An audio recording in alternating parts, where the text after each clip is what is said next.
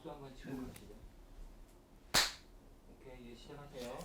듣다 보면 궁금해지고 보다 보면 책을 결국 가서 서점 가서 사게 만드는 본격 책 읽기 독서 권장 방송 책 읽어주는 기자 둘 김기아 기자입니다. 정현욱입니다. 네. 안녕하세요. 잘 지냈습니까? 자 여러분 지난주에 우리가 쇼코의 미소라는 책 다뤘었어요. 자 요거에 달린 댓글 몇 개만 소개해 드릴게요. MG 소닉 지님 MG 세대신가봐요. 최은영 작가님 소설집에 우키행과 동생분의 에피소드가 액자소설처럼 끼어있는 판본이었다는 거예요. 이거를 뭐 편집을 하나도 안 했던 당연히 난 드러낼 줄 알았는데. 재밌는 얘기인데 뭐. 그래서 이번 주 책 읽기가 더욱 풍성했습니다. 그리고 이어지는 킹기화 기자의 할아버지에 대한 단편적인 추억 이야기도 좋았습니다. 사실 이번 소설은 제목이 그다지 와닿지 않아서 읽지 않을 것 같았는데 다른 좋은 단편이 가득하다니 한번 읽어볼게요. 그러니까 저도 한 쇼코에 비해서 제목은 전 좀 그닥 그렇죠. 예. 약간 읽고 싶다 이런 느낌은 아니었어요. 그 이제 이번에 다룰 소설은 제목만 보고는 참 읽고 싶은 소설이죠. 그렇죠. 예. 책상 위에 뭐가 있을까? 뭐 없던데 책상 위엔. 다음에 윤선원님이 한지와 영주에 대해서는 전 아직 한지가 마지막까지 영주를 그렇게 차갑게 대한 이유를 몰랐는데 그 이유를 제가 몰랐던 건 제가 말씀하신 그 단순한 사람이었기 때문인가 봐요. 머리를 한 대 얻어맞은 것 같은 기분도 드네요. 책 읽기 1회부터 한 해도 빠짐없이 잘 보고 있는데요. 책 읽기를 통해서 김 기자님의 문학적 해석력이 넓고 깊어지는 게 느껴집니다. 50회를 다 하고 나면 평론가 데뷔할 수도 늘 응원하고 있어요. 근데 뭔가 나아진다는 거 아니겠습니까? 읽을수록. 뭐 그게 보이나 봐요. 그게 왜냐면 말이죠. 여러분 게임을 해도 1레벨에서 10레벨까지는 금방 커요. 근데 또 게임이냐? 근데 90렙에서 99렙까지는 진짜 오래 걸리거든요. 그러니까 평론가분들은 이제 99렙에 계신 분들이고 전 1에서 지금 10렙이기 때문에 금방 큰다. 초심자들은 금방 도레미 이런 걸 할 줄 알지 않습니까? 그래서 이렇게 느껴지는 게 아닐까? 아무튼 저도 열심히 노력하겠습니다. 다음 댓글 정 기자 읽으시죠. 랩걸님이 이분은 이과 대학원생이신 듯? 여리여리한 제목과 표지 때문에 그저 그런 감성 소설이겠거니 하고 무심코 지나쳤던 책을 책 읽기 덕분에 찾아 읽었네요. 읽고 나서 생각이 많아지는 걸 보니 간만에 만나는 좋은 소설이다 싶었고요. 고맙습니다. 저랑 똑같은 생각하셨네. 표지가 좀 별론가 봐. 표지가 너무 예뻐서 봤다는 분들도 계시고, 그러니까 인터넷 보면은 쇼코에도 표지 예쁘다는 얘기가 그렇게 많아요. 아 그래요? 그래가지고 저 이번 이렇게 썸네일 만들 때도 표지를 좀 잘 드러내야겠다는 생각도 했는데. 저 같은 경우 이제 서점에 지나면서 딱 있으면은 뭐 그냥 뭐 여리여리한 그야말로 진짜 여리여리한 그냥 그저 그런 감성 소설 뭐 연애 소설이 이겠거니 그냥 그러고 저도 그냥 지나쳤거든요. 근데 사실 그 속의 내용은 사실 굉장히 깊이 있는 우리 돌아보게 만드는 그런 내용이었기 때문에 책 표지 때문에 오해는 안 하는 게 좋을 것 같다. 다음 댓글. 민킴님이 꿈병 현실적인 누추함에 대해서 읽어주신 부분을 듣고 이건 읽어야겠다 생각이 들었어요. 너무 제 얘기일 것 같아 벌써 마음이. 오늘은 두 기자님들께서 꺼내주신 본인들의 기억들이 많은 공감인데요. 부끄러워. 특히 재밌었습니다. 좋은 방송 감사합니다. 네. 어떤 분이 요런 비슷한 내용이었는데 되게 자기랑 처지가 뭐 비슷해서 막 길게 써주셔갖고 제가 화이팅 썼거든요. 근데 뭐 안 믿는 거야. 맞습니까? 뭐 이래서 정유로 맞냐? 맞아요. 찐이라고 이 자리에 다시 찐이라는 걸 예. 말씀을 드리는 걸로. 네. 맞아요. 이런 내용 많이 공감하신 것 같습니다. 다음 댓글도 읽어주십시오. 요거는 뭐 저희끼리 공유를 했었죠. 접수를 했었죠. 제이님이 내노라 하는 직장 다니는 40대 남자 둘. 네, 40대... 쇼코의 미소를 이라 생각하면서 별 기대 없이 봤는데 재밌네요. 두 분 문학적 감수성이 굉장하신 듯요. 마지막 부분에 예상치 못한 최은영 작가 인터뷰 영상까지 넣어주셔서 더 좋았습니다. 두 분 스코틀랜드 여행 꼭 성사되셨으면. 런던 거주 중인데 두 분 스코틀랜드 오시면 에든버러에서 제가 위스키 대접해드리고 싶네요. 배수아 작가님 작품에 대한 감상평 어떠실지 벌써 기다려집니다. 다음 주 기대할게요. 책 봐. 에든버러가 런던 쪽에 있는 데인가요? 멀죠. 에든버러 스코틀랜드에 있는데. 네. 영국 꼭 가보시긴 해요. 굳이 오시겠다는 거 아니에요? 우리가 그렇죠. 가면. 우리 가면. 저희는 근데 정혁 기자는 잘 모르고 있겠지만 저는 이제 진짜 스코틀랜드의 스페이강 근처에 있는 스페이사이드도 가고 위에는 하이랜드도 가고 로랜드도 갔다가 아일레이 섬까지 갈 여정입니다. 그 이제 뭣도 모르고 같이 산에 갔다가 공룡 능선 타고 오는 거지. 김밥만 싸들고 갔는데 거의 뭐 김밥 한 줄 쓰고 하고 가는데 이제 히말라야 가는 그런 느낌으로 따라올 것 같은데 아무튼 런던에 가게 되면은 제이님 잘 부탁드리겠습니다. 증류소는 두 군데만 가면 되지 않나요? 뭐 그런가요? 저는 꼭 가보고 싶은 데가 몇 군데 있기 때문에 가는 걸로 하겠습니다. 위스키 대접. 저희가 또 위스키 대접 해봤자 또 많이도 못 먹어. 이래도 한 석 잔 먹으면 막 아니죠. 막 이러기 때문에. 스코틀랜드 가면 또 또 주량이 좀 달라지죠. 스코틀랜드의 그 풍광과 그렇지. 이게 취해서 그렇지. 스코틀랜드인의 그 팩이 또 치마 입고 그리고 또 이제 영화 보면은 거기서는 위스키를 이렇게 이만큼 따라서 한 번에 마시더만. 빡센데. 아무튼 저도 치마 입고 마시는 걸로 스코틀랜드. 아우 극혐. 기대해 주십시오. 자 이번 주에 다룰 소설은 저기 지난주에 우리가 그 막 사적인 얘기 많이 했잖아요. 맞아요. 저 그때 고등학교 때 여사친 얘기했었잖아요. 맞아요. 기억나시죠? 모르시는 분은 여기 보고 오십시오. 그래서 갑자기 이제 까먹고 살다가 생각도 나고 그다음에 이제 다음 방송 때 뭔가 후속 보도를 해야 될 것 같아서 제가 이제 연락처를 봤더니 연락처가 없더라고. 한 십몇 년 동안 연락을 안 해서 이제 막 수소문을 했어요. 그래갖고 이제 한 며칠 만에 연락처를 찾아서 이제 인사를 했지. 자니? 그러니까 잘 지내니? 십몇 년 만에 연락을 했는데 안녕 해놓고 우리 링크 보내고 요거 일단 몇 분부터 보고 얘기하자 이러고. 다른 의도 아니다. 오해하지 마라 일단. 보고 얘기해라. 그걸 보더니 그걸 봤어요 그분이. 그래서 이제 몇 분부터 몇 분까지 봐라 하고 이제 그 부분을 알려줬죠. 딱 보자마자 옆에 있는 기자분 정리 너무 잘하신다. 못난 짓만 골라서 했다는 그 말을 어쩜 그렇게 자기 속이 시원하셨겠네. 그러면서 야, 내 과거사를 저분이 다 요약해 주는구나. 그래서 굉장히 공감을 많이 하시더라고요. 그래서 그분은 그래서 잘 지내신답니까? 유튜브도 잘 모르고. 정말? 유튜브 뭐 이거는 그래서 방송은 아직 안 나간 거지? 그래서 야, 이 사람아 유튜브를 보여줬잖아. 그러고 나서 나중에 무슨 얘기하다 싹 가는 그랬더니 무슨 뜻이야? 뭐 네이버 찾아봤어. 이러고. 굉장히 모범생이셨나 보네요. 대화가 잘 안 되더라고. 이 지금 시간을 달리는 우리 황연욱 기자. 그렇구나. 구독 그래도 누르시라고. 했죠, 당연히. 구독자만 늘어나면 되는 걸로. 아무튼 옛날에 생각난 김에 여러분 지금 보시는 분들도 옛날에 내가 못난 짓 했던 전 여친, 전 남친 다 연락하십시오.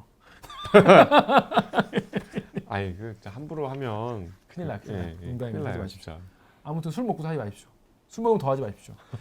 자, 그렇습니다. 자, 이번 주 제가 다룰 책은 배수아 작가의 에세이스트의 책상, 에세이스트스 데스크, 또 영어. 데스크 오브 에세이스트. 에세이를 쓰는 사람의 책상이라는 거예요. 저는 처음에 딱 제목을 듣고 전혀 예상이 안 됐어요. 무슨 내용일지. 그렇죠. 에세이를 쓰는 사람의 이야기겠구나. 그리고 그 책방에 가서 표지를 봤는데 수녀? 수녀님? 그래서 수녀원에서 에세이를 쓰는 얘기인가? 막 그랬는데 내용을 읽어봤는데 그래서 내용은 언제 시작하는 거지? 이렇게 봤어요. 언제 다 읽었어요? 저 어제 다 그러니까 읽었어요. 뭐 어제 많은 분량을 하루에 소화한 거예요? 이게 그런 게 쉽지 않은 읽는데 속도가 나는 책은 아니에요, 확실히. 힘들었어요? 쉽지 않았어요. 쉽지 않았다는 거 먼저 말씀을 드리고 자, 먼저 정연욱 기자는 일단 대충 여러분 느낌만 좀 아시라고 어떤 느낌이었습니까? 저는 독일을 워낙 좋아하고 로망이 있고 그다음에 클래식 음악을 베토벤 좋아하기 좋아하고, 때문에 그런 코드가 많이 있어서 쇼스타코비치 기억나와요. 그런 부분 때문에 끝까지 재밌게 볼 수 있었으나 솔직히 호감은 가지 않았어요. 그렇구나. 네. 저 같은 경우에도 쉽진 않았다는 말씀 먼저 드리고요. 근데 일단 이 책 스토리부터 일단 정리를. 스토리부터. 예. 스토리를 여러분 아시죠? 정연욱 기자의 1분 요약. 어떤 소설도 정연욱한테 걸리면 1분으로 그냥 제가 타이밍을 시작하겠습니다. 시작. 자, 주인공 나는 20대 여성으로 추정되고 독일 베를린에 거주하고 있습니다. 베를린 근교에 거주하고 있는데 유학 중인 것 같아요. 근데 거기서 M이라는 여성인지 남성인지 모호한 M을 지극히 사랑합니다. 나의 정말 영혼의 반쪽을 드디어 찾았다라고 생각을 하고 연애를 하지만 알 수 없는 뭐 이렇게 뭐 뒤에 나오긴 하는데 모호한 이유에 의해서 이제 결국은 M과 사랑의 결실을 이루지 못해요. 중간에 이제 한국을 잠깐 떠났다가 들어오는데 다시 독일에 돌아와서도 M과 재회하지 못하고 요아힘이라는 이제 남자 친구와 이제 뭐 집에서 동거 비슷하게 하지만 끝내 M을 다시 만나지 않습니다. 아직 안 끝났어요? 그래서 그 스토리는 그게 단데 그 과정이 이제 시간이 막 뒤죽박죽 되고 작가의 독백이 워낙 많아서 그 감상적인 그 독백들로 채워져요. 그 사이의 일들이. 그리고 아까 말씀드린 대로 M의 성별이 참 이 소설의 화두죠. M은 여자잖아요. 여자인데 이제 여러 가지 평이나 작가의 말을 보면은 이것은 여자라고 할 수도 있고 남자라고 할 수 있고 모든 자기가 생각하는 이상적인 것들을 다 쏟아부은 캐릭터다. 1분 끝났어. 예. 라고 합니다. 라는 내용입니다. 실제로 그래요. 실제로 그런 그 내용인데 이 중간중간에 그 과정 이야기, 자기 이제 생각의 어떤 의식의 흐름 같은 거를 굉장히 자세하게 다 풍성하게 담아낸 내기 때문에 이야기가 책 한 권이 너무나 되는 건데 풍성하죠. 너무 풍성한데 자 일단 이 에세이스트 책상 이게 50선에 꼽힌 거 아니겠습니까? 네. 그만큼 이제 소설로서의 가치가 있다는 건데 우리 시대의 소설 왜 꼽혔습니까? 제가 보기에는 50편 중에 제일 파격적으로 들어간 것 같아요. 그래요. 그러니까 일단 굵직한 수상은 아직 없어요.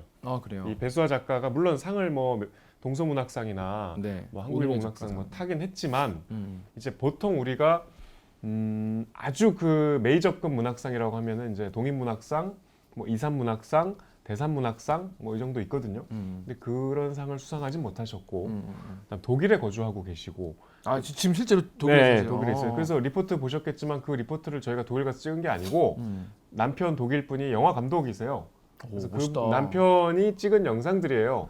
뒤에 나오겠지만 여러분 뒤에 영상을 꼭 보시면 좋을 것 같아요. 영화 감독분이 찍은 KBS 리포트네요. 이 뉴스의 어떤 질감은 전혀 아니에요. 그러니까 멋있겠다. 심지어 흑백으로 우리가 처리했는데 그렇고 창작보다 좀 제가 보기엔 번역의 비중이 좀 더 높은 분인 것 같아요. 독일 문학을 많이 번역하셨거든요. 근데 이제 어쨌든 등단하신 93년에 등단하신 뒤로 오래됐구나. 아주 파격적이고 뭔가 문법을 파괴한 작가라는 평을 많이 들었어요. 그래서 평단에서도 호불호가 극단적으로 갈려. 그리고 사실 뭐 많이 팔리는 작가는 절대 아니고. 그래서 저도 이 명단을 처음 봤을 때 이 좀 의아한 면이 없지 않았고 왜냐하면 잘 몰랐으니까. 저는 차점자들을 알잖아요. 그렇죠. 아슬아슬하게 떨어진 분들을 아는데 그분들하고 비교했을 때는 조금 의아했지만 어쨌든 이분이 들어감으로써 그 50편이 좀 풍성해지긴 했죠. 그래서 저는 그 독특함 때문인 것 같다. 개성. 그 본인은 그래서 어떻게 봤습니까? 좋았습니까? 그러니까 저는 소설을 기본적으로 크게 보면 두 가지가 있다고 보는데 이 이야기를 하고 싶어서 쓰는 소설이 있고 내가 누군지 보여주고 싶어서 쓰는 소설이 있는 것 같아요. 그러니까 이야기꾼으로서의 네. 그 소설가가 있고 네. 내가 이런 삶이다라는 쪽의 소설이 있고. 그러니까 대체로 우리는 앞에 거를 소설이라고 생각하죠. 잘 팔리고 또 이야기 스토리텔링이 네. 세니까. 그 이야기를 하지 않으면 견딜 수 없는 사람들이 있거든요. 대표적으로 황세영 선생 같은. 그렇죠. 네. 근데 이건 전형적으로 후자의 소설인 것 같아요. 나를 드러내는. 근데 그 방식이 이게 그러니까 저는 좀 사실 제 취향도 아니고 또 동의할 수 없는 부분들이 많은데 소설이든 영화든 저는 어쨌든 기본적으로 소통이잖아요. 독자든 뭐 관객이든. 근데 그 소통에 있어서 좀 불친절한 작품은 저는 별로 좋아하지 않아요. 근데 그런 면이 다분히 들어가 있기 때문에 호감을 갖기엔 좀 어려우나 이 작가의 취향이 저랑 비슷한 구석이 많아서 읽는 데는 저는 되게 재밌었어요. 그러니까 이제 취향 타는 소설이다. 네, 아주 호불호 갈리는 호불호. 네. 호불호 갈리는 소설이라고 합니다. 매불매. 매불매. 그렇지. 죄송합니다. 매불매 갈리는 소설이라고 하는데 저는 약간 저한테 있어 소설은 솔직히 얘기해봐요. 저한테 있어 소설은 그 다른 세계로 풍덩 빠지게 해주는 뭐 그렇다면 그런 건데 저는 그런 면에서는 되게 좋았어요. 그러니까 뭐냐면 여기 나오는 이제 그래서 저는 내가 약간 그래서 이 책 읽기 하면서 여성 작가가 쓴 소설을 제가 되게 좋게 평가하는 경우가 되게 많은데 왜냐면 저한테는 새로운 경험이고 나의 어떤 사람에 대한 인간에 대한 또 삶에 대한 이 식견과 이런 걸 좀 넓혀주는 계기이기 때문에 굉장히 고맙게 읽거든요. 왜냐면 본인이 여자가 아니니까. 내가 여자가 아니니까. 예를 들어 저는 남자랑 소개팅한 이야기를 쓴 소설이 있으면 재밌게 읽을 것 같아요. 남자랑 소개팅할 일이 없잖아 내가.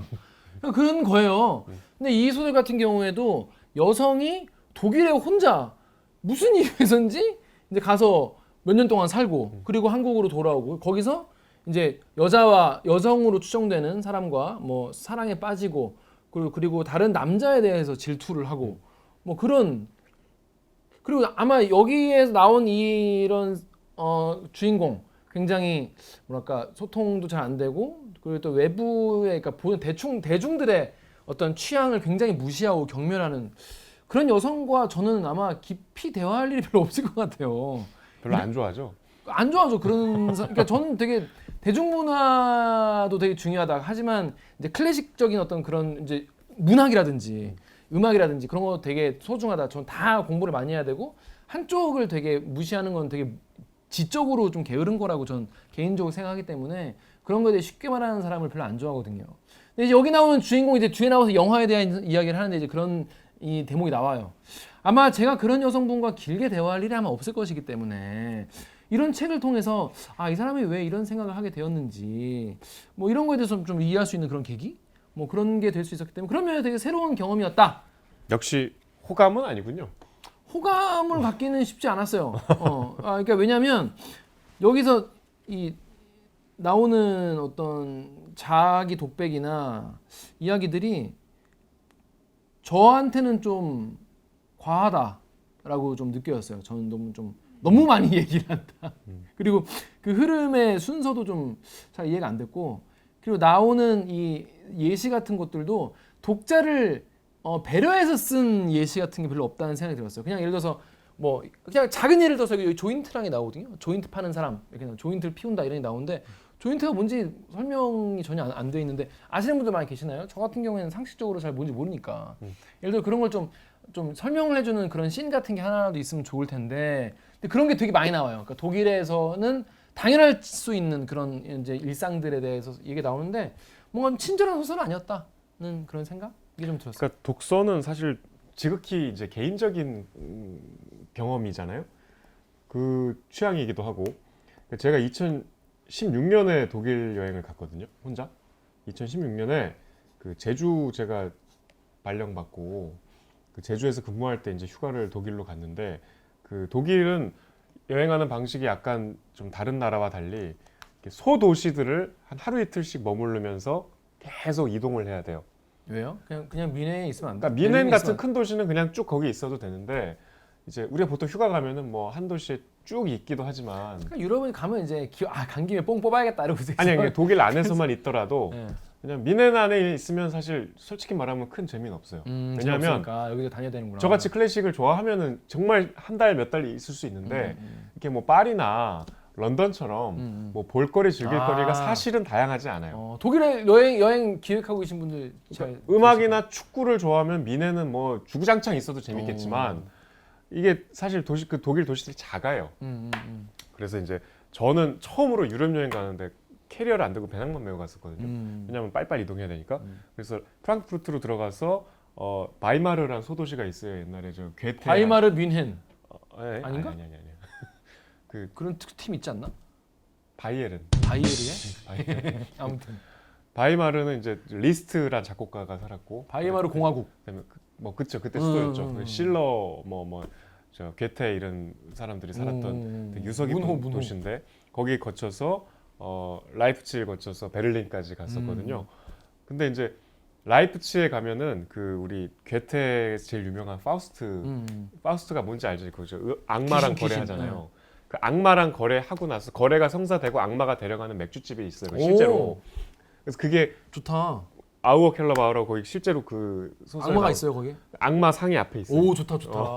그 관광객들 다 거기 가. 가야지. 그래서 기차에 내려서 숙소에 짐 내려놓자마자 글로 갔는데 어. 처음으로 약간 여행 우울증이 막 몰려오더라고. 왜 우울증이 뭐야? 그러니까 이제 제가 그때 제주에서 살았기 때문에 되게 외롭고 좀 고립감을 느꼈는데 이 라이프치라는 낯선 곳에 오니까 내가 돌아갈 데가 없는 느낌이 들더라고. 돌아가봤자 제주잖아. 낯선 사람들이고. 그래서 막 갑자기 섬에 있는 것 같고 처음 느껴보는 감정이었어. 그때의 감흥들이 사실 이 책을 읽으니까 막 생각나더라고. 그리고 나서 이제 베를린을 갔는데 그때 풍경 같은 게. 베를린은 가면은 일단 베를린이라서 이 거리 이름들도 여기 잠깐 보씩 나오는데 뭐 칸트 슈트라세, 뭐 로자 룩셈부르크 슈트라세, 거리 이름이 막 그래. 다 아는 사람이야. 우리로 다 아는 치면은 사람이구만. 세종로 그 광화문 큰 서울에서 제일 큰 그 거리 이름이 베를린의 운터데 린덴인데 보리수 나무 아래 란 뜻이에요. 그러니까 너무 이게 뭐 시와 음악과 문학이 계속 거리에 넘쳐 흐르는 보리수 나무 아래는 그 석가모니 아닙니까? 슈베르트 보리수의 가곡에 나오는. 물론 석가모니가 석가모니도 불교가네. 불교가. 그래서 굉장히 그 색다른 감흥이 있어요. 정말 야 거리 이름이 이렇다고? 곳곳에서 막 사람들이 뭐 이렇게 내뱉는 단어들이 뭐 아도르노, 벤야민 이런 단어들이 막 어디 카페나 서점이나 뭐 다 녹아 들어가 있어요. 그러니까 그 독특한 분위기가 여기 보니까 막 그때 생각이 나서 저는 그래서 즐거웠던 거지. 이 독서가 책 자체는 이 캐릭터가 너무 싫었어. 솔직히 말하면 이게 이제 사실 에세이스트의 책상이라는 제목이 저는 이게 에세이라는 자전적 얘기라는 선언이라고 봐요. 작가가. 이거는 내가 소설가로서 쓴 게 아니고 에세이스트로서 쓴 겁니다. 라고.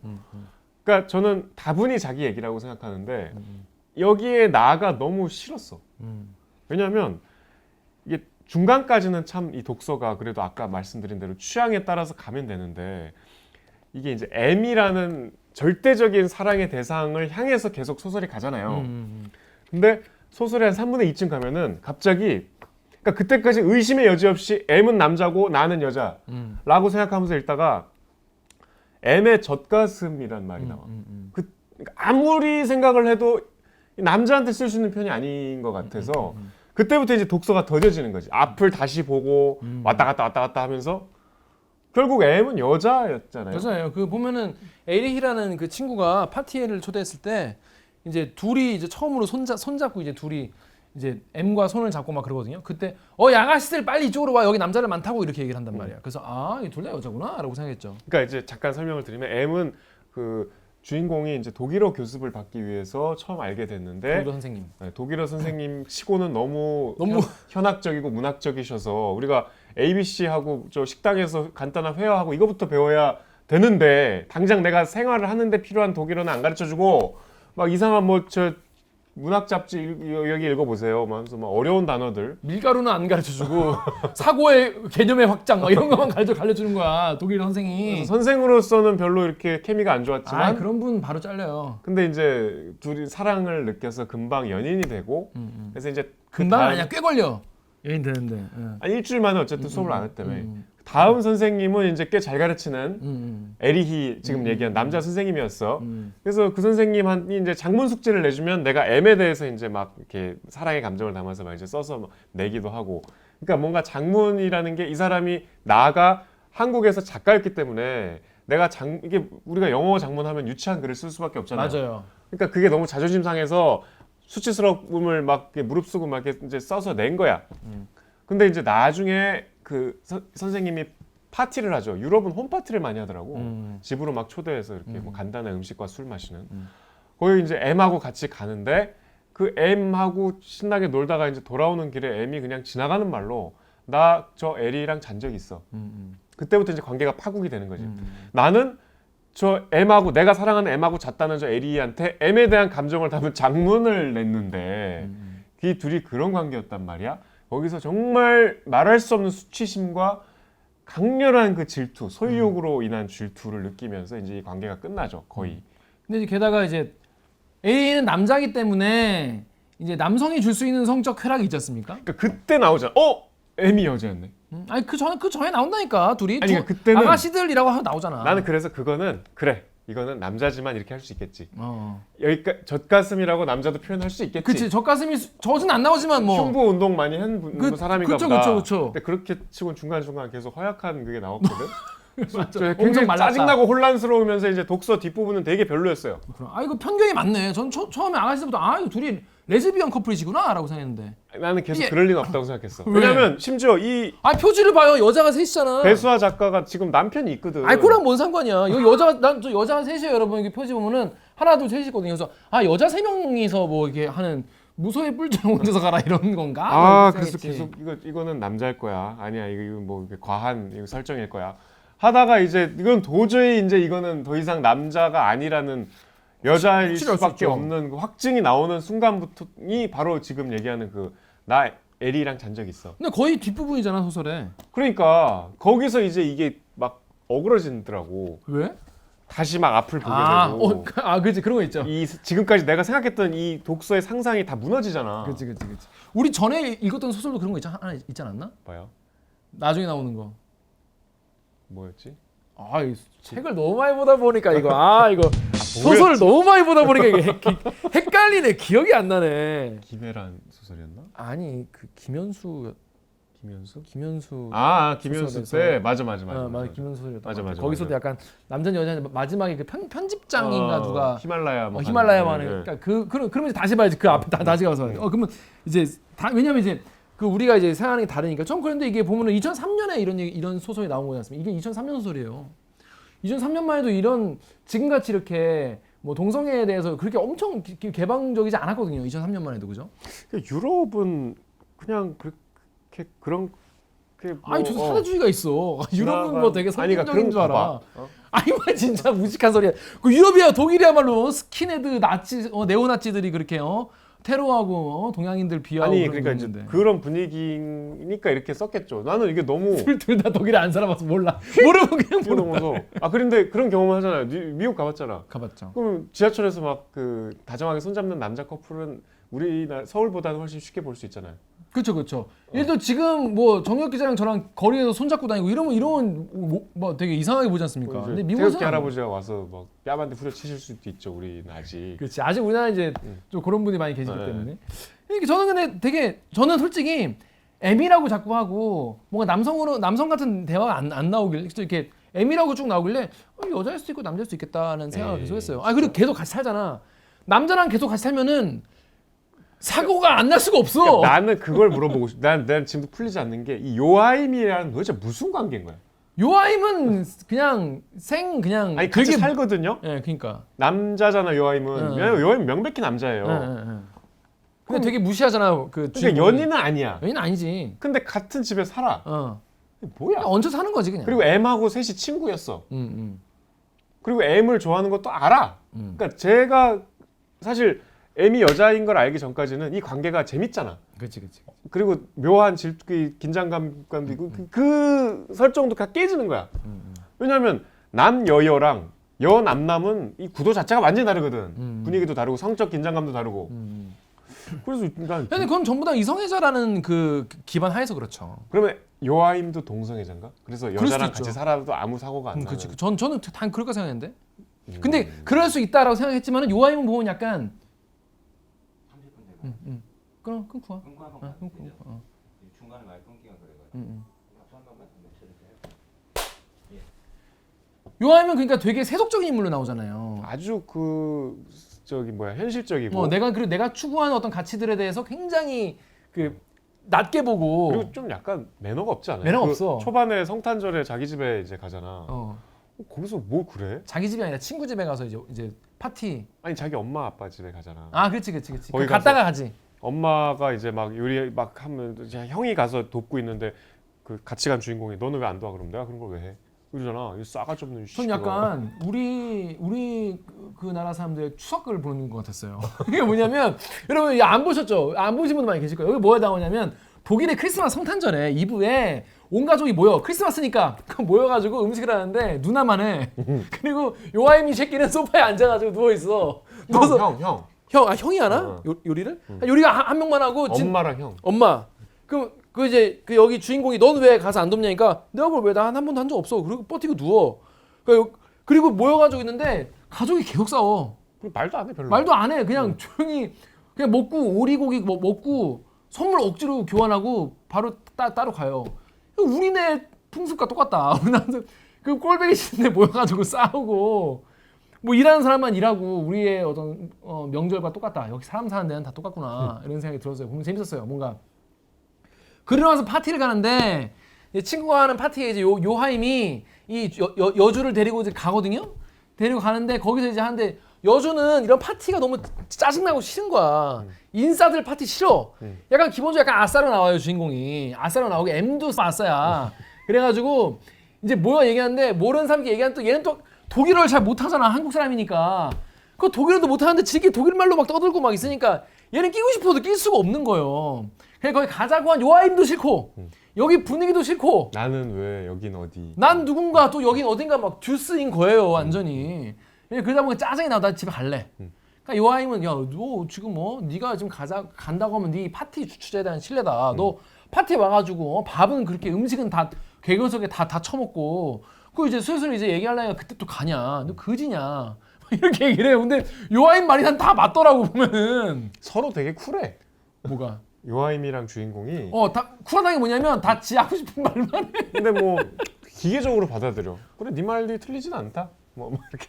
이게 약간 쿨하다는 생각이 들었어요. 뭐냐면 우리나라 같으면은 대판 싸우거나. 너 어떻게 말 그렇게 해? 넌 원래 그랬어. 이러면서 싸울 텐데 그러지 않고 또 같이 또 나와.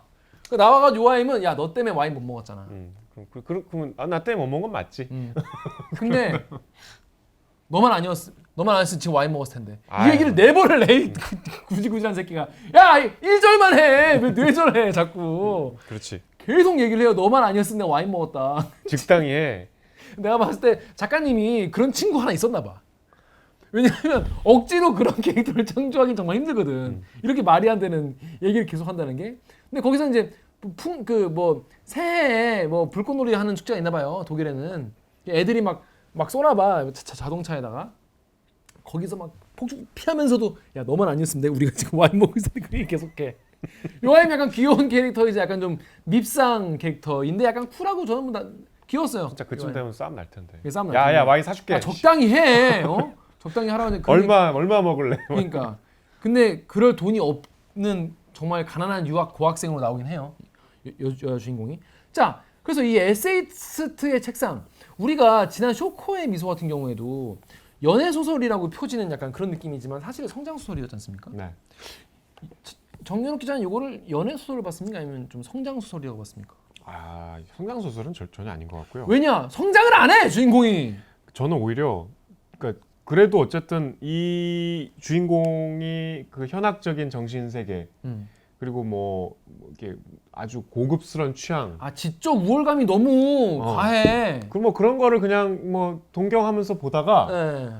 그 이제 그 내 절대적인 사랑에 이 까다로운 주인공이 정말 이제 사랑을 다 바치는 그 M. 그 시작부터 나오거든요. M이 계속 누구야? 뭐 이러면서. 근데 그 M에 대해서 그 관계가 끝나는 것도 결국 얘가 다른 남자랑 잤다는 걸 알고 나서잖아요. 그러니까 이유는 대단히 홍상수스러운 이유야. 그러니까 이유는 굉장히 그 형이하학적이야. 그렇죠. 이 얘가 보여준 정신 세계의 그 지적 허영에 비하면 그러니까 결국은 다 똑같구나.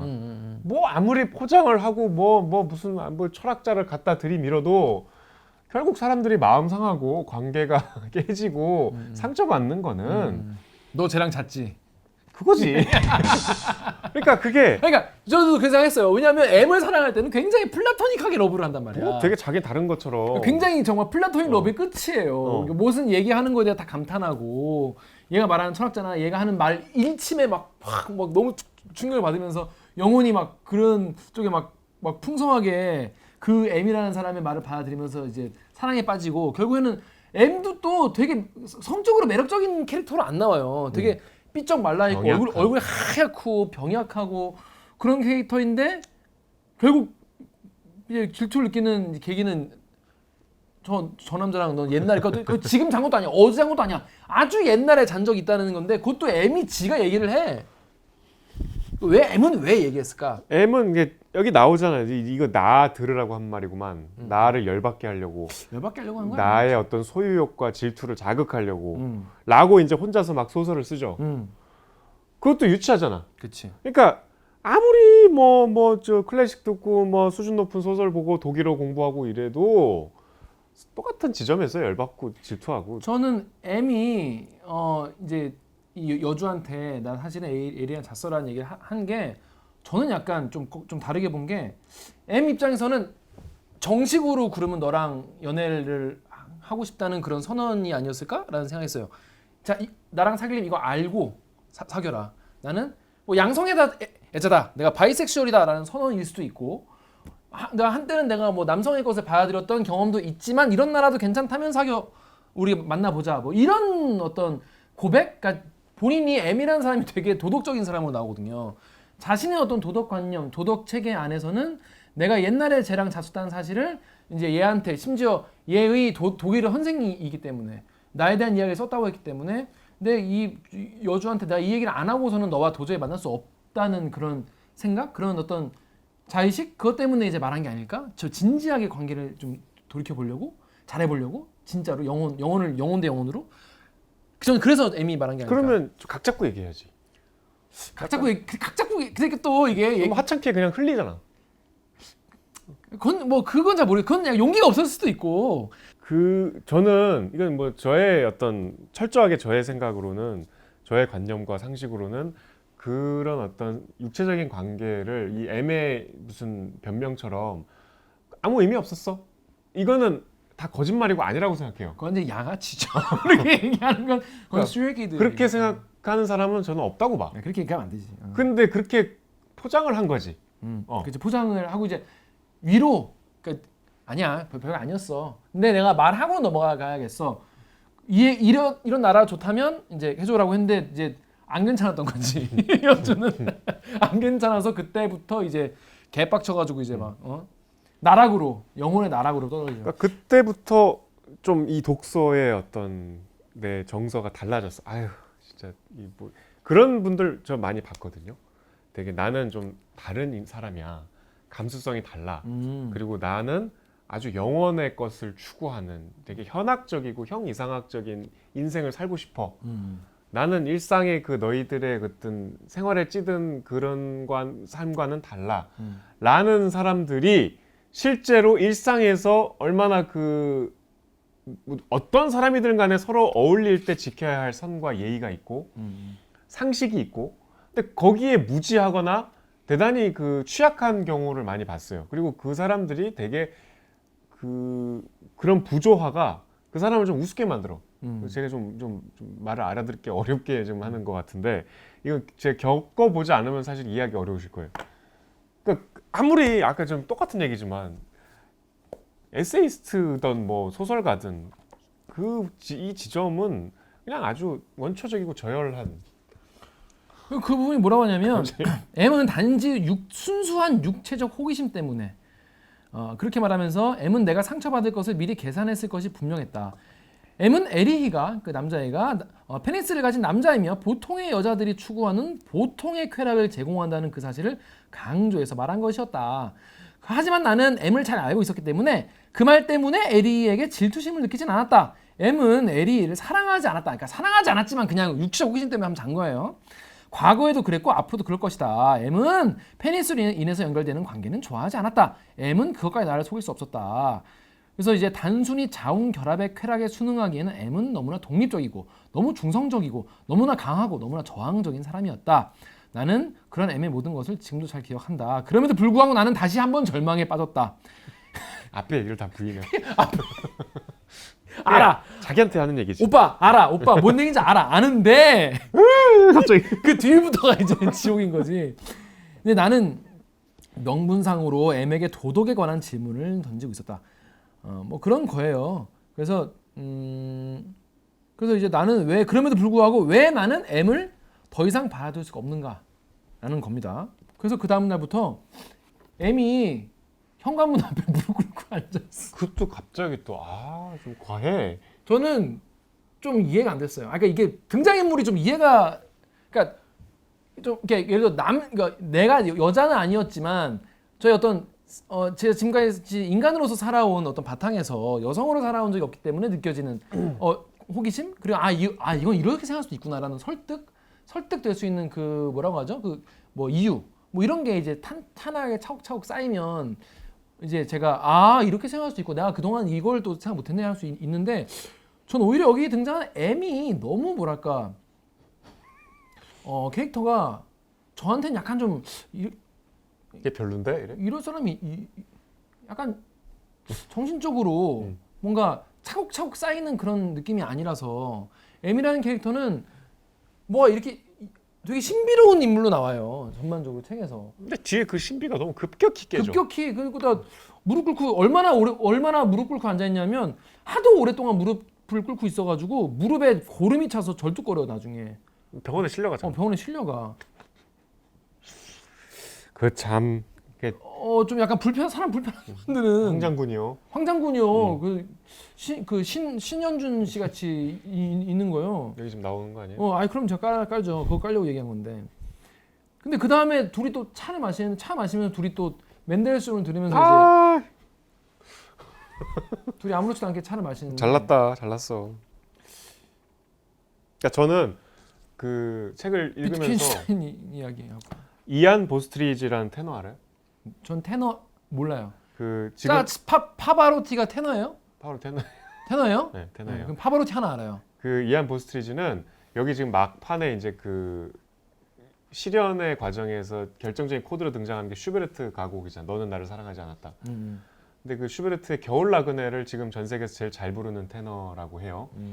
근데 이분이 특이하게도 영국 사람인데 성악을 전공하지 않았어요. 저 옥스퍼드에서 뭐 문학인가 박사까지 하고 그러다 이제 나중에 이제 슈베르트를 부르면서 잘 부르네. 그래서 세계적인 테너가 됐는데, 그러니까 이 사람은 독일 가곡만 주로 불러요. 근데 딱 이미지가 되게 마르고 병약해 보이고 딱 그 슈베르트 같듯이 실연당한 그 방황하는 젊은이의 이미지가 있어. 그러니까 나는 M을 그런 이미지로 계속 상상하고 있었거든 초반에. 그러니까 대단히 그렇게 상상하고 읽으면 M을 묘사하는 그 절대적인 사랑에 대한 그 감정 묘사 이런 것들이 되게 멋있어요. 그리고 뭔가 이렇게 공감이 되고 막 저기 이렇게 사랑해보고 싶고. 근데 그게 이제 그 전차에서 다 깨지는 거지. 나 사실 그 에리와 잤어 하면서부터 에잉? 여자였네? 하면서부터 그러면서 아주 M이 그 뒤로 보이는 그 김 기자가 방금 얘기한 그 1년에 이해할 수 없는 갑자기 그 신비를 뚫고 나와서 정말 자기 우리가 생각하는 것보다 훨씬 더 이거 오버하는 거지 약간 그런 것들이 그동안의 그 소설을 읽으면서 느꼈던 나의 상상과 로망을 다 깨트려. 이게 별로 이렇게 그 깨짐이 하나도 신선하지 않아. 그래서 저는 끝으로 갈수록 너무 별로예요. 그러니까 M이 얼마나 대단한 M이 얼마나 대단한 놈이길래 이렇게까지 이제 나오나. 마성의 매력이구나. 마성의 매력이구나. 그래서 약간 진짜 막 개쩌는 캐릭터인 줄 알았는데 뒤에 이게 예를 들어 여러분 있잖아요. 이런 게 그게 소설의 어떤 묘미다. 되게 개쩌는 캐릭터인 줄 알았는데 알고 보니 족밥이었다. 뭐 이런 것도 반전이다. 뭐 그러면 그게 되게 이게 내가 그동안 뭐 이랬네 그게 아니라 굉장히 허무하게 몇 가지 일련의 행동만으로 되게 나오고 뒤에 대사도 별로 없어. 그래서 얘가 왜 이렇게 행동했는지 이런 거에 대해서 너무 좀 친절하게 좀 설명해 주셨으면 더 좋았을 텐데 근데 뭔가 이제 이 화자 입장에서도 M에 대해서 잘 모르니까 얘기하면 이상할 수 있겠죠. 하지만 전 약간 좀 납득이 잘 안 될까? M에 대해서 그리고 뭐 어떤 삶인지 진짜로 그렇게 사랑한 걸까 싶어요. 그러니까 뭐 뒤에 가서 뭐 결국 다시 만나지도 않고. 결국에는 M이 또 너 어차피 한국 갈 거잖아. 뭐 이런 약간 여러분 이게 너 어차피 한국 갈 거잖아. 뭐 이런 식의 전개는 연애할 때 뭐 엄청 많잖아요. 이런 거를 뭔가 M스럽게 뭔가 좀 해결을 이렇게 아니면 뭐 뭔가 M스럽게 뭔가 무슨 뭐 글이라든지 뭐 이런 걸로 한 게 아니라 그냥 허무하게 그냥 떠나. 얘가 주인공이 그러고 나서 그냥 몇 년 지나고 수미라는 그러니까 와서도 수미라는 여성분과 한국에서인 걸로 추정되는데 영화 보러 갔다가 또 내가 M 생각하면 얘는 진짜 애기인 거잖아. 매력적인 여성이긴 하지만 매력적인 이제 연애 상대이긴 하지만 너무 이제 대중적인 취향이고 하니까 되게 깔보잖아요. 아, 나 그 장면도 진짜 죄송한 말이죠. 극혐의 기운이 막 올라오더라고. 왜요? 그 극장에 이제 무슨 되게 뭐 당시 흥행이 잘 되는 영화를 보러 갔나 봐. 근데 갑자기 이제 막 그 사람들을 경멸하면서 내가 여기 있는 게 너무 싫고 뭔가 그럴듯한 말로 하는데 그럼 그거 혼자 생각하든가. 같이 영화 보러 온 사람한테는 봉변이잖아요. 그러니까 기껏 갑자기 이 대중문화에 대한 혐오를 막 설파해요. 그게 이제 본인이 처음에 얘기한 건 아닌데 하도 티가 나니까 뭔가 얘가 꽁에 있으니까 이제 같이 영화를 본 연인이 물어보지 뭐 어디 불편하냐. 그러니까 이제 막 쏟아내. 나 여기 있는 사람들 다 한심해 보이고 나 이런 문화 자체가 나쁘다고 뭐 막 얘기. 얼마나 이게 이적입니까? 이 지적 허영심. 지적 허영심의 중이병 폭발에다가 남 배려하지 않고 그리고 같이 간 사람한테 불편하게 하고 잘난 척하는 재수없는 캐릭터를 구축하기 위해서였다면 이거는 대성공이에요. 근데 그리고 끝나. 그리고 끝나서 뭔가 이게 캐릭터에 내가 그러니까 이게 제가 뭐 비꼬는 게 아니라 실제로 그런 캐릭터를 창조하려고 할 수 있잖아요. 작가가. 근데 근데 저는 보고 이게 근데 그런 캐릭터가 주인공이야. 그러니까 빌런이 아니라 이야기를 이끌어가는 스토리의 빌런이 아니라 주인공이기 때문에 호감이 잘 안 생기는 거죠. 주인공에 대해서. 호감이 잘 안 생기기 때문에 몰입도 잘 안 되고 공감이 잘 안 되고 내가 이런 애 얘기를 왜 자꾸 내가 듣고 있어야 되나 이런 생각이 좀 들었어요. 근데 어떤 내용인지 모르시는 분도 계실 것 같아서 읽어드릴게요. 좀 긴데 한번 읽어드릴게요. 예를 들자면 나는 수미와 함께 극장을 갔다. 사실 그 영화가 어떤 내용인지는 좀 더 중요하지 않았다. 비록 그 영화 안에 모든 내용이 역겨운 것들이었지만 말이다. 그 영화의 내용이 모든 경박함을 배제한 채 심오하고 사색적인 것처럼 보였다고 해도 역겨움이라는 결과는 마찬가지였을 것이다. 뭐 어쩌고저쩌고 하면서 많은 수의 사람들이 두세 명으로 무리지어 제잘거리고 즐거워하고 혹은 기대감에 가득 찬 미소를 짓거나 일부는 짐짓 꾸며낸 듯한 관심 없다는 표정. 어쩔 수 없어서 이 영화를 보러 오긴 했으나 자신은 이것보다는 좀 더 수준 높은 영화만을 즐겨보며 이따위 영화를 보기 위해선 단지 약간의 돈과 시간만을 낼 뿐 자신의 값비싼 진지함은 결코 지불하지 않을 것이라는 각오를 외면으로 드러내는 표정을 지은 채 극장 주변을 몰려들고 있었다. 그러면서 뭐 사람들이 엄청 많이 보는데 이게 너무 자기는 불쾌했다. 타당성과 정당성이 심하게 결여된 불쾌감이었다. 뭐 그러면서 뭐 계속 이거에 대해서 굉장히 오랫동안 욕을 하는데 수미가 얘기를 해요. 나는 영화를 보는 내내 한마디 말도 하지 않고 웃지도 않고 즐거워하지 않았다. 수미는 참을성 있게 내색하지 않고 있었다. 수미는 영화가 지루했기 때문에 내 기분이 나빠진 것이라 생각하고 그것에 대해서 사실 그럴 필요가 없었으나 사과했다. 나는 영화가 지루한 것은 아니었고 사실 지루함의 문제는 전혀 중요한 것이 아니었으며 단지 그 통속성을 견디기 힘들었고 통속적인 가치의 미화도 역겨웠으며 보여주기 위해 만들었다는 의도가 노골적이어서 천하게 느껴졌으며 그런 영화를 보러 오는 군중들 사이에 내가 있다는 사실도 받아들기 힘들었다라고 말했다. 그랬더니 수미가 당신은 이상해요 라고 말했어요. 나를 설득하려는 의지로. 근데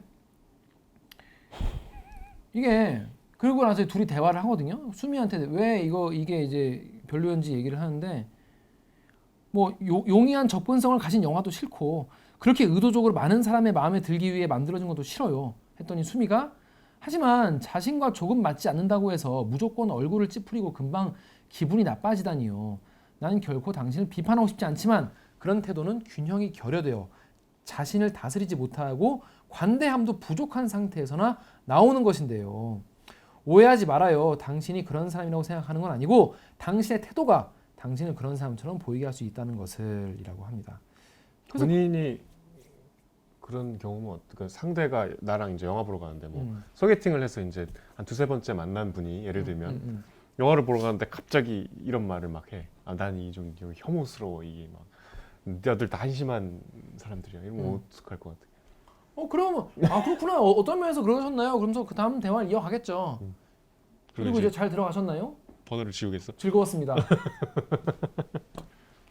그러겠죠. 거기서부터 좀 이게 이제 그 다음부터는 용인이 안 될 정도로 혐오감이 들었어. 근데 확실한 것은 작가도 그걸 알고 있어. 왜냐? 수민을 등장시켰기 때문에. 수미가 어떤 일반인들의 시선을 대변하는 거죠. 그래서 일반인들에게 이게 보여질 거라는 걸 알아. 그러니까 이게 그냥 작가님이 그냥 아무 생각 없이 그냥 난 이렇게 생각해라고 그냥 여기에 던져버리는 게 아니라 수미라는 인물을 통해서 일반인들 눈에는 화자가 어떻게 보인다는 걸 나도 알긴 안다는 얘기를 해주긴 해요. 주인공에 대해서 자꾸 이제 빨려 들어가고 아 나라면 어떻게 했지? 아 얘는 이렇게 했구나. 아 역시 이렇게 할 수도 있구나. 뭐 이런 게 돼야 되는데 근데 이런 대화를 이런 말하는 사람 있잖아요. 되게 중2병이 걸려 지적 허영심에 취해가지고 뭐 아 나는 뭐 오징어 게임 같은 건 안 봐. 뭐 이런 사람 있잖아요. 뭐 8천만 명이 뭐 봐도 아이 뭐 안 봐. 뭐 이런 그런 사람인데 그러니까 그렇게 본인이 안 보는 건 뭐 자유인데 와가지고 초치. 자 오징어 게임 보는 사람 정상. 안 본 사람 정상. 본 거 가지고 뭐 이딴 거 보냐고 지랄하는 사람 비정상. 이 비정상이야 주인공이. 그래서 약간 전 약간 이 호감이 잘 느껴지지 않는데 이것도 약간 그것도 소설의 새로운 경험이야라고 한다면 뭐 그럴 수 있겠죠. 아무튼 근데 전 약간 공감이 안 돼가지고 되게 그 지금까지 어떤 소설 경험과는 조금 달랐다. 아오이 가든만 해도 거기 등장하는 사람이 불쌍하고 얼마나 힘들면 이럴까 이런 생각이 들어가지고 공감이 됐지만은 이 부분 약간 뭐랄까 심리적으로 뭔가 다가가기 힘든 그런 분이었어요. 그러니까 나르시시즘의 어떤 극단. 그렇죠. 지적 나르시시즘의 어떤 이 200페이지의 어떤 그 독백. 앞에 엄청 그리고 좀 약간 소설 후반부에 가면 그러니까 이게 약간 좀 그런 거 들었는데 소설 처음 쓰기 시작할 때랑 그 후반부랑 조금 다른 경우가 좀 있는데 이게 이 작가분이 처음에 신나 쓰다가 뒤에서 그 황석영의 손님 보면 뒤에 급히 끝나잖아요. 그래가지고 에이, 손님은 그만 건드려. 손님은 뒤에 챕터가 하나가 1등이야. 이만큼이다가 1등이야. 끝에 세 챕터는 몇 페이지밖에 안 되거든. 그래서 쓰다가 좀 피곤해서 짜게 쓰였나 그런 그리고 얘기 저는 개인적으로 중요한 모티브나 어떤 그 주제를 이렇게 막 되게 권위 있는 뭐 다른 문학가나 음악에 이렇게 기대는 거는 전 사실 그렇게 높이 평가하지 않아요. 약간 비겁한 거죠. 그러니까 뒤로 가면 이 침머만이라는 그 독일 작곡가의 찜머만 얘기 나오도. 아니 그거는 그 피아니스트 그 다른 사람이에요. 찜머만 아니야? 그 침머만 아닌데 찜머만이 둘이야? 여러 명이야. 바이올리스트도 있어. 아 그래? 찜머만 왜 이렇게 많습니까? 이 작곡가의 글에 상당히 기대서 전개를 해요. 그 되게 무책임한 것 같아. 그리고 거기서마저도 그 본인의 어떤 지적 허영심의 만족감을 놓지 못하는 그 고집이 있어서 아 좀 죄송합니다 작가님한테. 근데 작가가 하는 그런 게 아니라 이제 화자가 그런 거니까. 그러니까 작가님은 다 그렇죠. 알고 있을 수도 있죠. 독자의 어떤 이건 권리니까요. 그래서 보면은 주인공이 M을 좋아하잖아요. M은 근데 왜 하필이면 M 이거 되게 옛날 그 한국 현대 그 문학에서도 이제 L과 나 K는 뭐 선술집에서 만났다 뭐 이런 식으로 하잖아요. 왜 등장인물 중에서 M만 이니셜로 나와요? 왜 그런 것 같습니까? 이게? 이 사람 실제 이름이 M으로 시작하겠죠. 아 그래서 좀 그렇게 봅니다. 아 저는 그거보다는 이름을 드러내면은 남녀 성별이 이제 딱 드러날까봐 그런 게 아닐까 싶어요. 그리고 어쨌든 이름이 나오면 뭔가 이렇게 절대적인 느낌은 그치 약간 덜하잖아. 신비감이 덜하기 때문에. 이건 뭐 거의 인간을 초월한 존재처럼 막 초반에 나오니까. 근데 보면 여기 작가분의 취향이 반영된 것 같은데 음악을 굉장히 숭앙하는 그런 주인공으로 나오거든요. 그러니까 보다 보면 음악 때문에 독일 사는구나 근데 생각이 들죠. 정여욱 기자가 가서 이 작가님이 몇 살 때 이 소설 쓰신 거예요? 65년생이니까 그러니까 뭐 30대가 지나서 썼겠죠. 30대 중반쯤? 정여욱 기자가 30대 때 독일 가서 소설 썼다면 이런 내용이지 않을까? 아니에요. 전 이런 나르시시스트가 아니에요.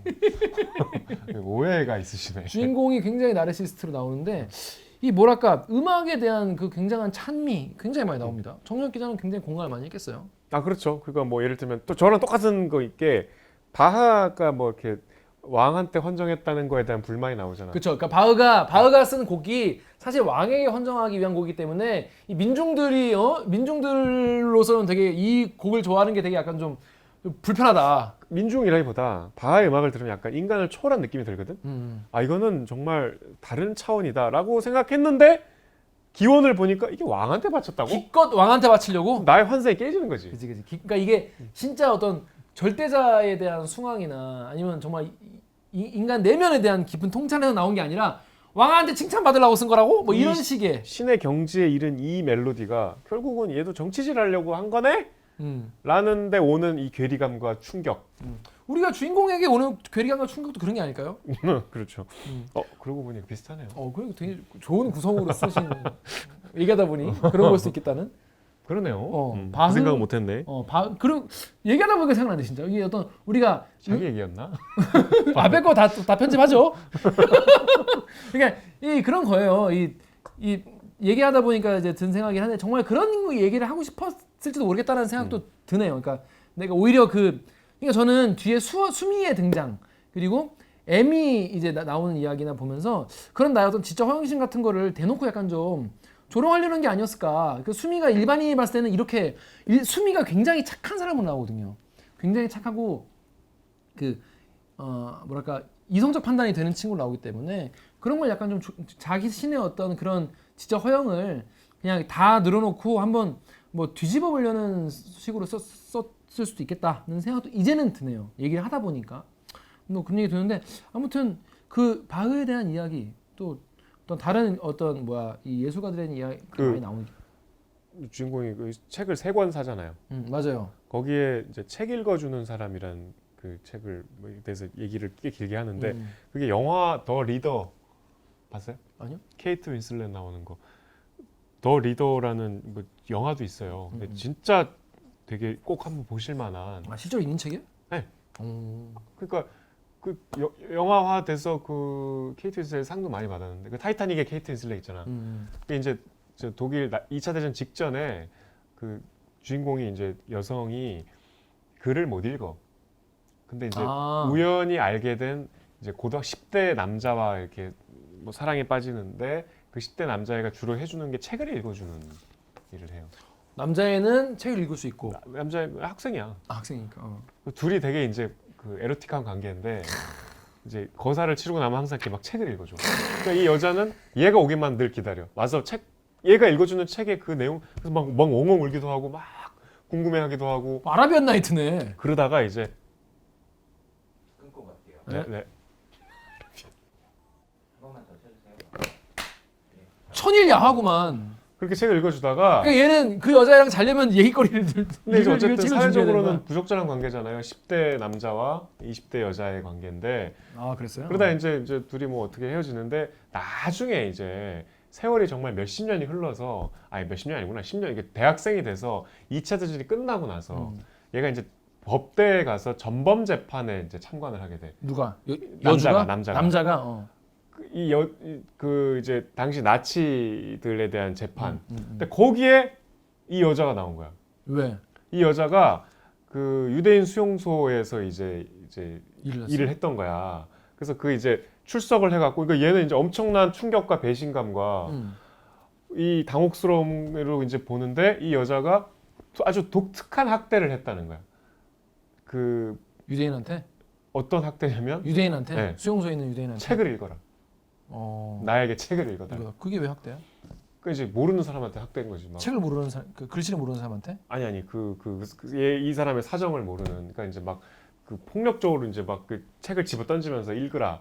뭐 무슨 얘 입장에서는 굉장히 그 사랑과 뭐 어떤 그 자기 지적 욕망에 결합된 요구였을 텐데 그게 되게 이상한 상황에서 발현이 되니까 폭력처럼 이제 비춰졌던 거죠. 근데 주인공은 그걸 알지. 쟤는 진짜 책 읽어달라고 한 걸 텐데. 그래서 이제 뭐 할머니가 된 그 여성과 이제 다시 막 면회하고 그래서 이제 다시 옛날처럼 책을 읽어주면 테이프를 그래서 그 여자가 몇십 년형을 선고받고 감옥에서 늙거든요.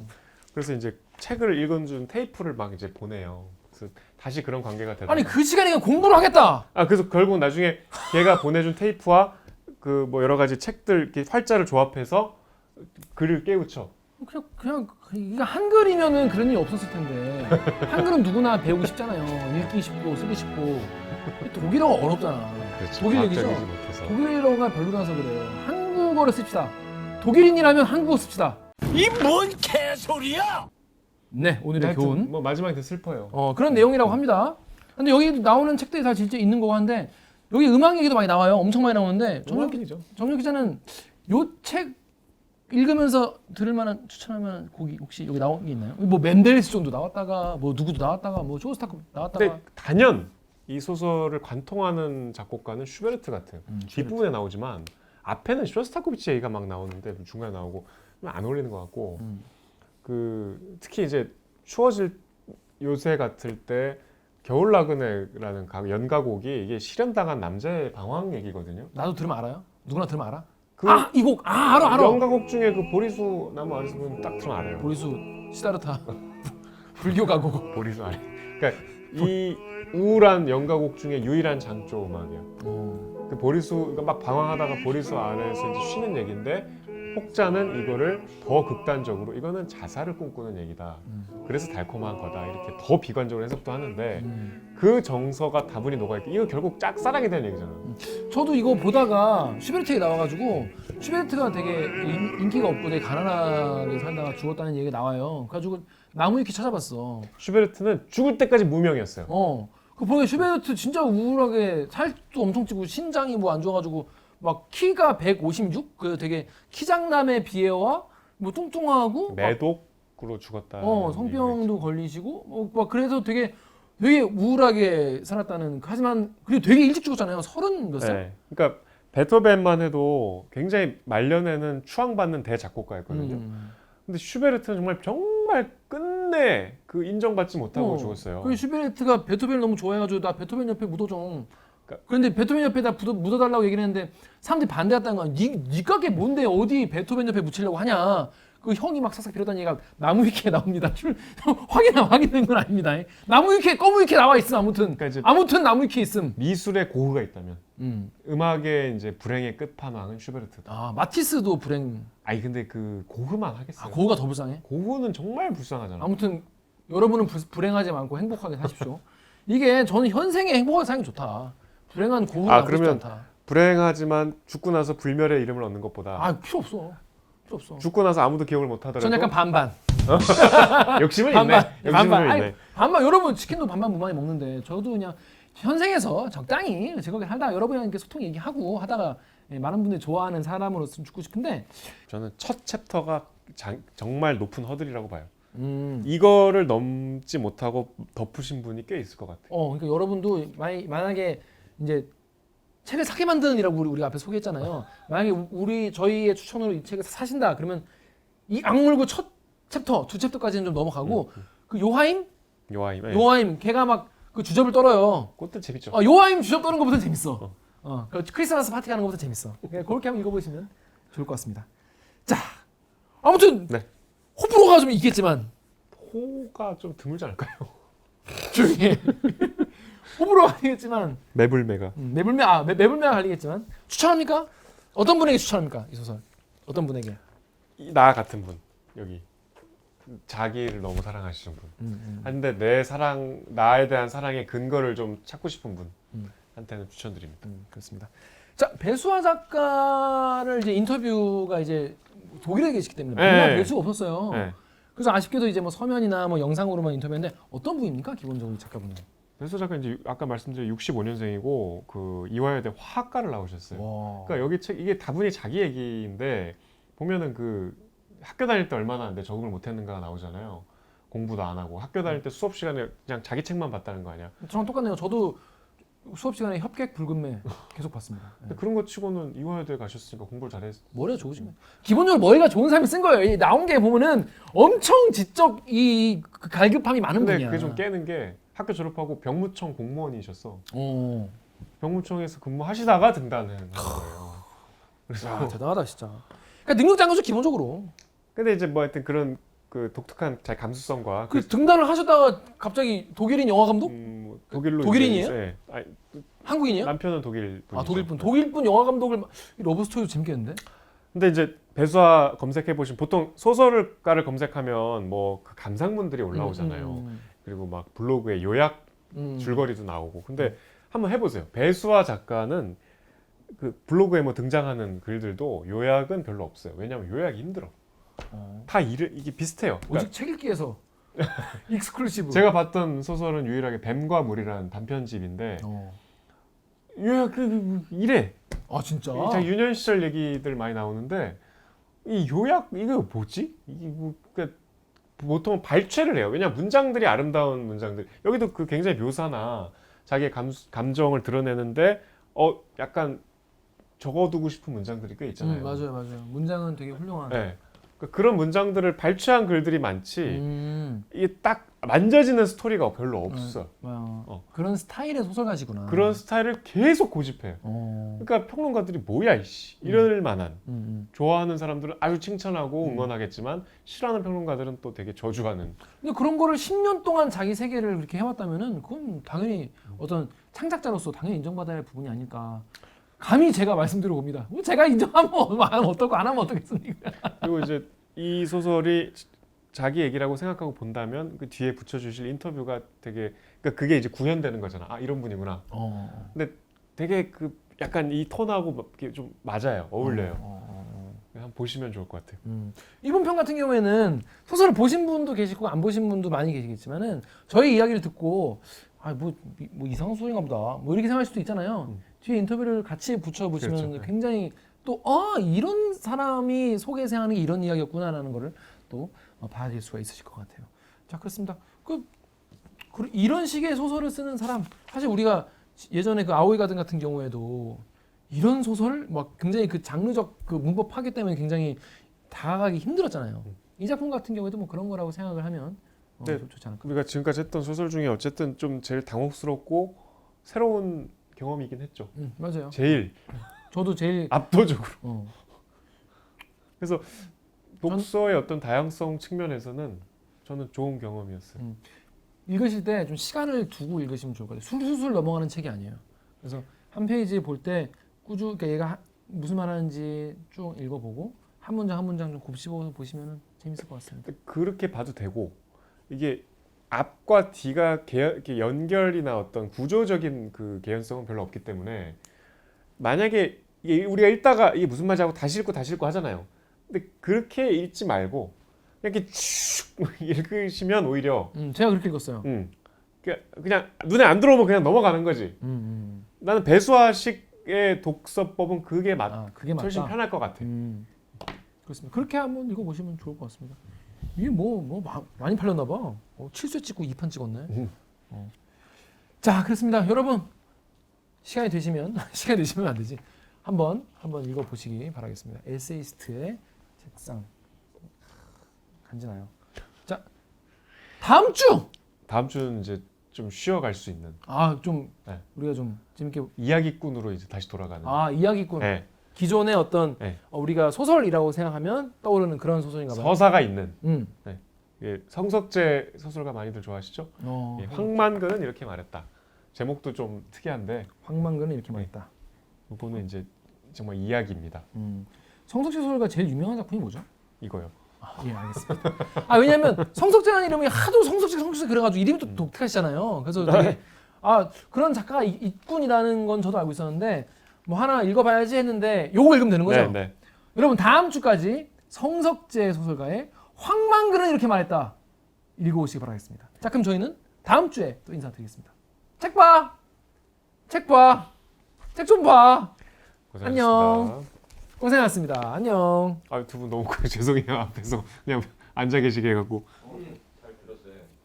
저는 원래 저는 독일 베를린 인근의 호수가 있는 마을에서 머물고 있는데요. 이곳은 제가 이미 오래전부터 글을 쓰기 위해서 자주 머물렀던 곳입니다. 썸머하우스인데 썸머하우스이기 때문에 난방시설이 있지도 않고 최근까지는 더운 물이 나오지도 않았어요.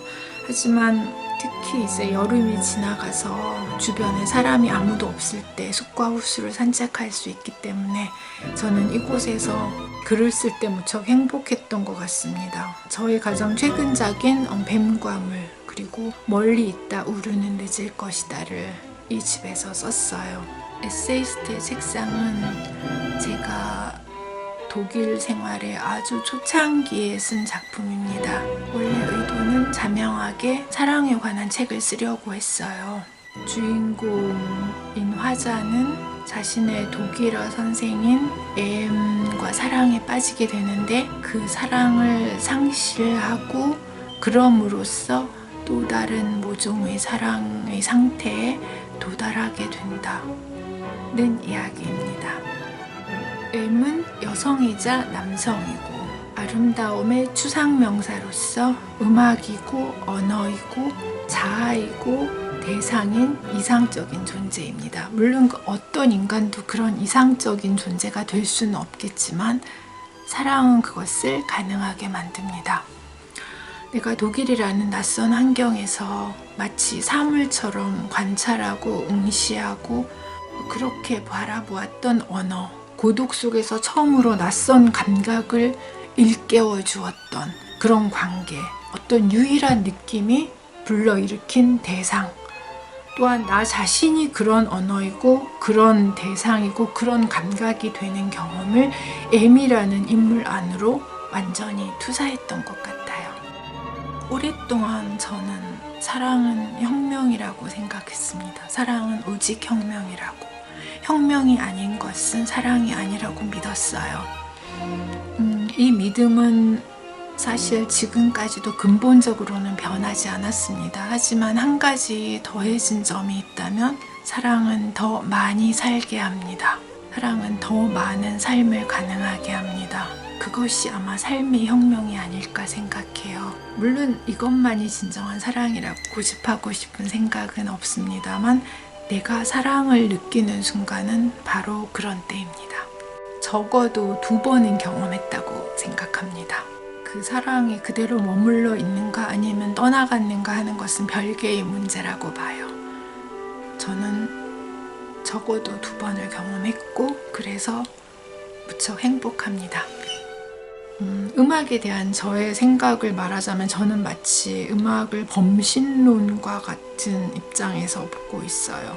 그러므로 모든 종류의 리듬감이 있는 소리는 저에게 다 음악입니다. 최근에 제가 매우 매료되고 있는 음악은 아주 높은 텅 빈 허공을 울리는 물소리, 떨어지는 물소리, 그리고 아주 동굴처럼 텅 빈 공간에서 울리는 문학 텍스트를 읽는 목소리, 그리고 속삭임입니다.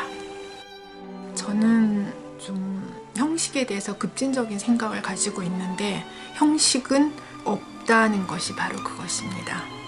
저는 아직도 시와 산문의 명확한 경계를 충분히 깨닫지 못했어요. 작가가 나라는 화자로 글을 쓰기 시작하는 순간 모든 만들어진 경계는 허물어진다고 봅니다. 저는 글을 쓸 뿐이죠.